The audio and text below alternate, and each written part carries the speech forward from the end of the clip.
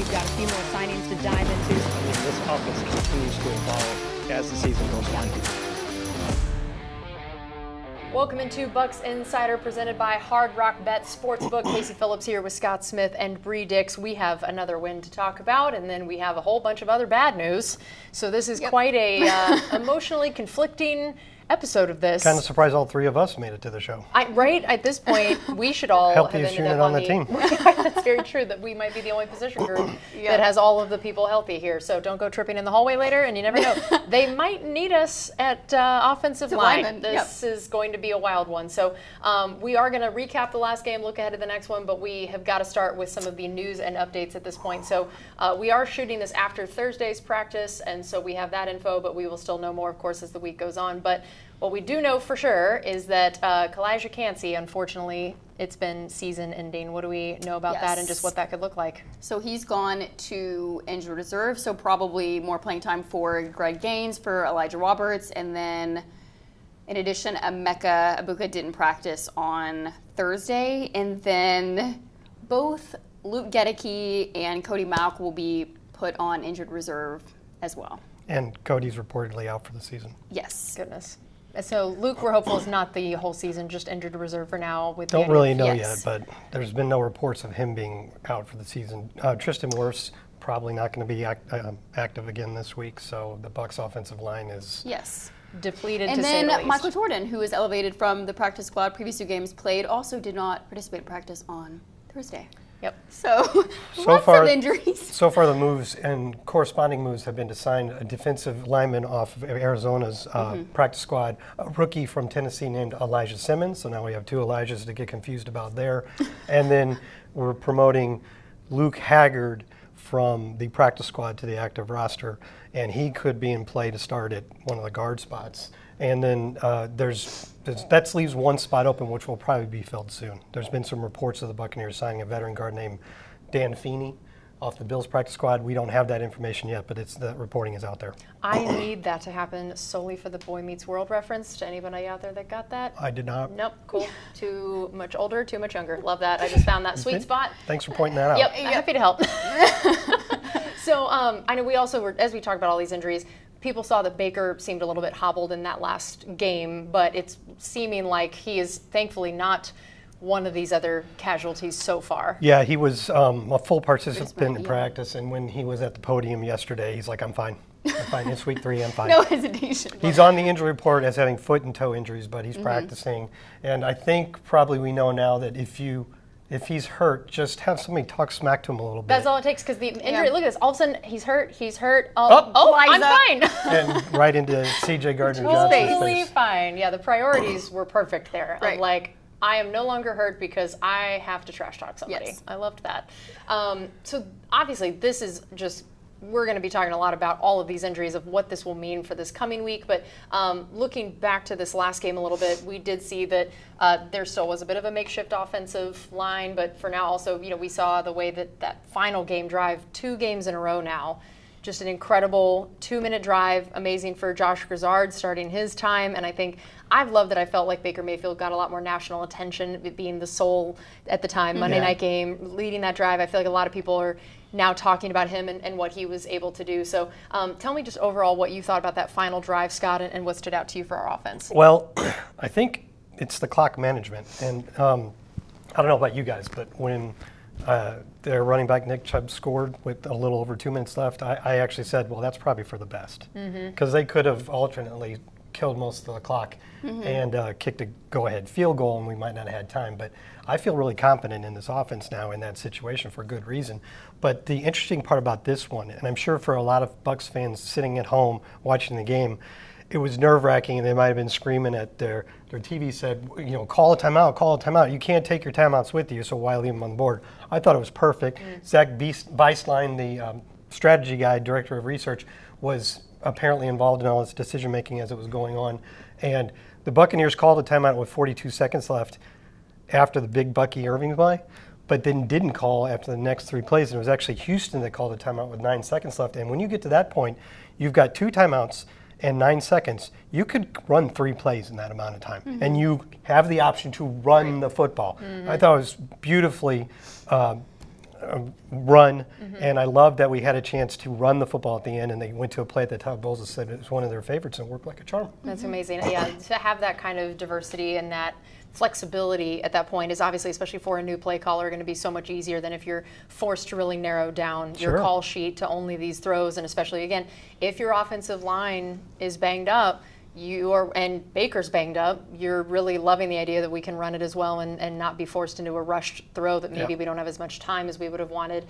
So Bree, tell me for you though, on the Baker side of things, not only the final drive but the game overall, what stood out about the performance he was able to gut out? I think the thing for me was just the improvisation skills, the mobility, and I think it's a lot of people laugh and say that Baker Mayfield has an offensive lineman mentality, and I think that game showed that more than anything. He rushed 3 times for 33 yards, all 3 he got a first down, obviously had the critical conversion on 4th and 10 on that last drive to set up the touchdown, but just willed the team to victory, but also just his understanding and feel for the coverages, for the pressures when stuff breaks down, and then when he's able to see grass and continuing to build momentum for the Bucs. With that offensive line mentality, maybe we should throw him in there, see if he can snap to himself at this point. You know, we'll see how far that mentality carries. Just throw him out there to block. I wouldn't put it past him to be able to make a block. Certainly try. Yeah. All right, we're going to take a quick break. We'll be right back here on Buccaneers Insider.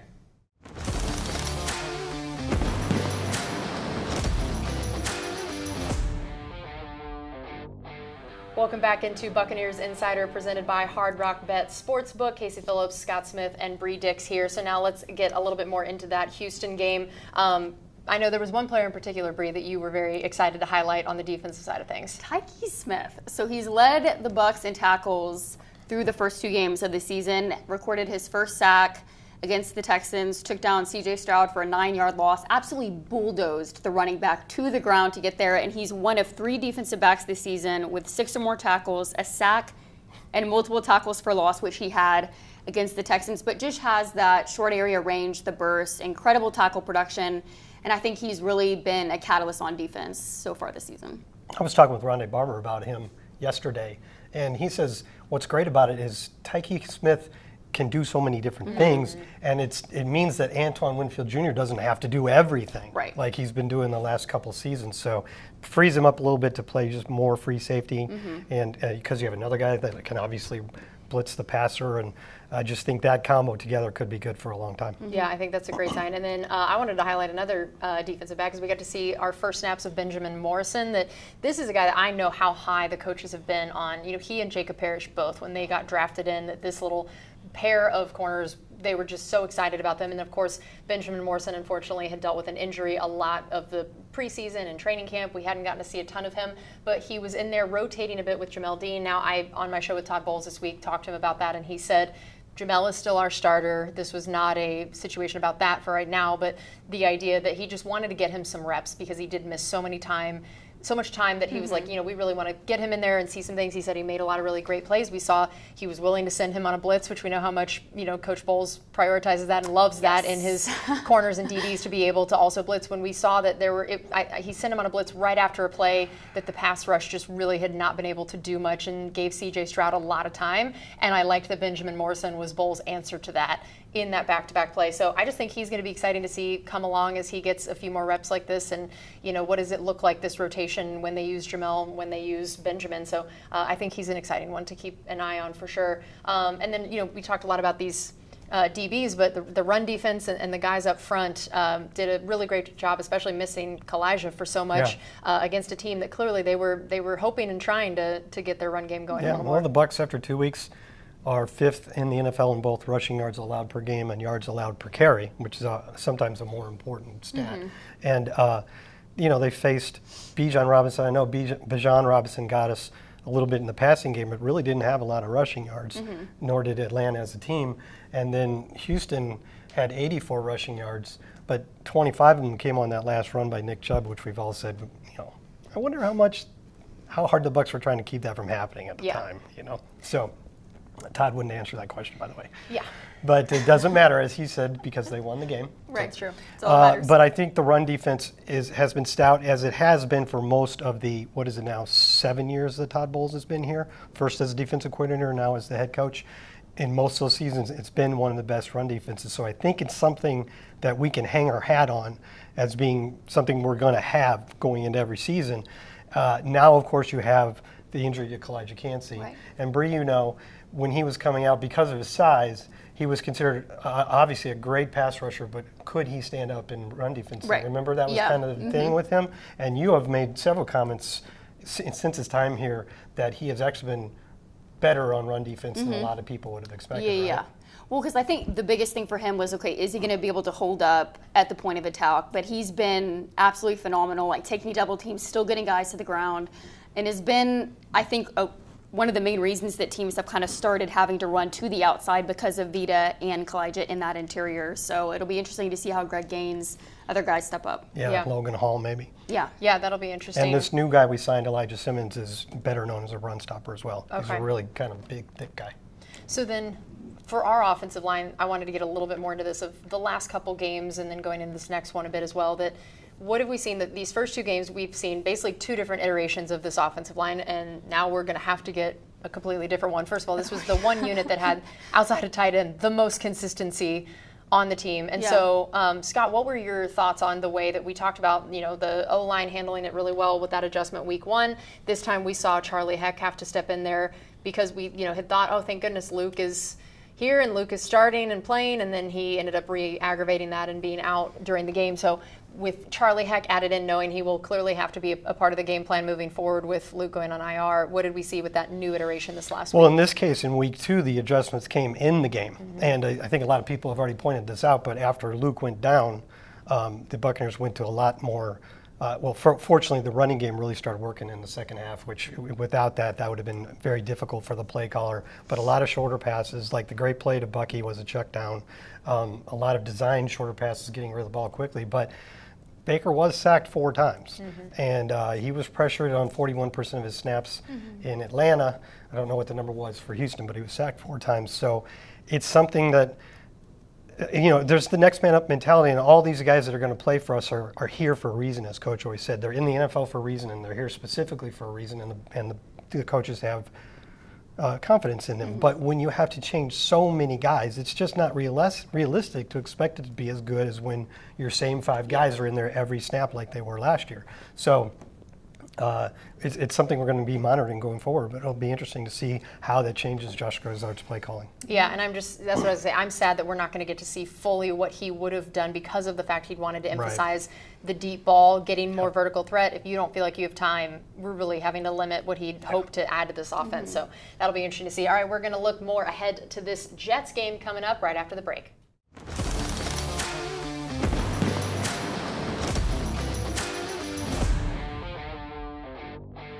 Welcome back into Bucs Insider. Casey Phillips, Scott Smith, and Bree Dix here. Now we're going to talk about this upcoming home game. Finally, the home debut of the regular season. It's going to be a fun one because we are celebrating the 50th. We finally get to see these white 76 jerseys on display. There are going to be about infinity alumni. That's incredible. In I heard attendance. over 100. Over 100 alumni in attendance. Wow. There's going to be a very special halftime. It's just, I can't wait for this game.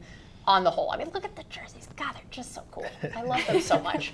I bought myself one, and I will be wearing it to the game. I love it. I just could. I had to have it. What number? Are so cool. I got Mike's jersey. First of all, I was 13 in sports, and so it's perfect for me. I've it's Mike, and it was also my number. All right. Can't go wrong with that. So let's look into this Jets game. All right. So I wanted to talk a bit about Breece Hall, especially with the fact that it is now appearing that it will not be Justin Fields going against us. That I imagine that it's not like Tyrod Taylor doesn't know what he's doing by any means. This is a very experienced vet, but I have to imagine they're going to want to get the run game going. As we just discussed, Kalijah Cansey now out. How is that going to look? So I have to imagine they're really going to try to attack that early. And Breece Hall is an interesting running back who's had he has shown he can put up some numbers in recent years. And I know fantasy people are probably pretty aware of him, but I wanted to let people hear a bit about when I asked Coach Bowles earlier this week his thoughts on Breece Hall and what he could do. I'm a big fan as well. I think he's one of the best backs in the league. That's not being talked about enough. I think he's strong, he's fast, he's powerful, he has an array of moves, and he's tough to tackle. So, yeah, I mean, Coach obviously had really great things to say about this guy, and I feel like that's Todd is not the guy that's going to say that if he doesn't mean it. And so I think that's going to be interesting to watch the way we're able to stop him. And he's a versatile back where he is pretty able to make plays in space, and Justin Fields had talked about how impressed he was with his hands. So again, if you're maybe wanting to help your backup quarterback out, give him that safety blanket. I can see him both getting a lot of carries and a lot of maybe short little routes to him. So just definitely a big guy to keep an eye on in this matchup. And yeah. He's definitely a make-you-miss kind of guy. In 2023, he had 440 yards of rushing after forcing a missed tackle, which was the second most in the NFL. Sounds like a better get a lot of guys to the ball. Yep, that's very true. So Bree, who did you want to highlight for this matchup? I wanted to highlight Sauce Gardner. Probably going to see a really high-level matchup, so he'll probably be shadowing Mike Evans. And Scott pointed this out, but he went up against DK Metcalf mostly throughout that Week 1 game when they played Pittsburgh. Only allowed 3 targets, 1 catch.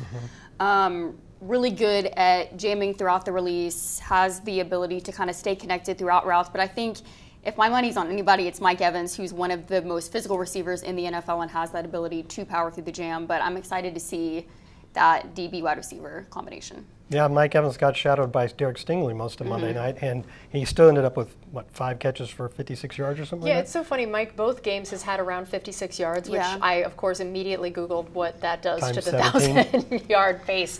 And I think it's basically 59 yards a game is what you have to average.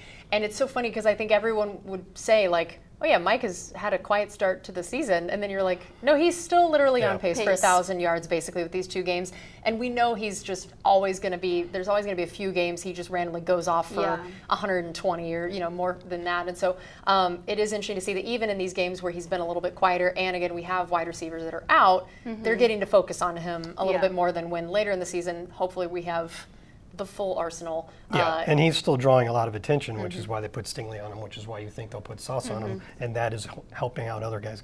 Yeah, to get open as well. So also I know briefly I mentioned that we are looking at Tyrod Taylor as the guy when we thought it was going to be Justin Fields. How do you think that's going to impact their offense and what this matchup looks like? Well, nobody wants to lose their starting quarterback for any amount of time, but Tyrod Taylor is probably one of the better at least one of the guys you'd be more confident in backups around the NFL because he's seen a lot of action.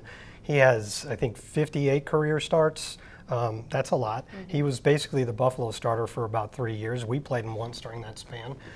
He's not Justin Fields as a runner because very few quarterbacks are, but he has been throughout his career a pretty mobile guy, so they still have a little bit of that part to their attack. And then he's got a career touchdown interception ratio of 69-29, which is pretty good. Yeah. So he was last a starter for the Giants for 5 games a couple of years ago when they went 2-3 in his starts. So I don't think that having to go from Justin Fields to, I guess Baker Mayfield corrected us all, he actually pronounced his name Tyrod. Oh. Because they played together in Cleveland, and that's how he knows that. So Tyrod Taylor, he doesn't correct anybody on it, so I guess it doesn't matter. But I don't think that's a big step down for the Jets, and they should be able to do everything they want to do on offense. All right, we're going to take one more break, and we are going to be back with a little bit more here on Bucs Insider.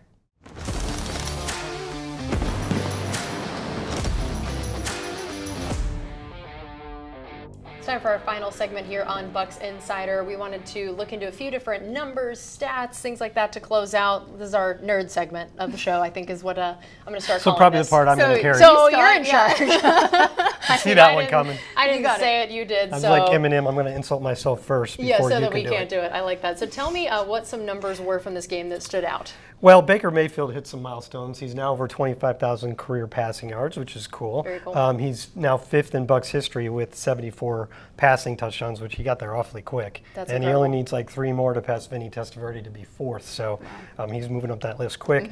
And he also ranks 1st in the NFL in touchdown passes since he came here in 2023. Jared Goff had briefly passed him this past weekend, but he got those 2 more in the Jets game to move past Goff. So he's got the most in the league. That's great. And then now next-gen stats. We always love looking at these. They're pretty fun. What did we learn from this last week? Well, they have little insights for you when you go to their site, and 2 of them that popped out to me was right before, if you know what win probability is? Based on past games and similar situations, how likely is each team to win? And right before the 4th down scramble, our win probability was 8.8%. Wow. Out of 100. So that made a big difference, and obviously it was 100% at the end, which is what you want.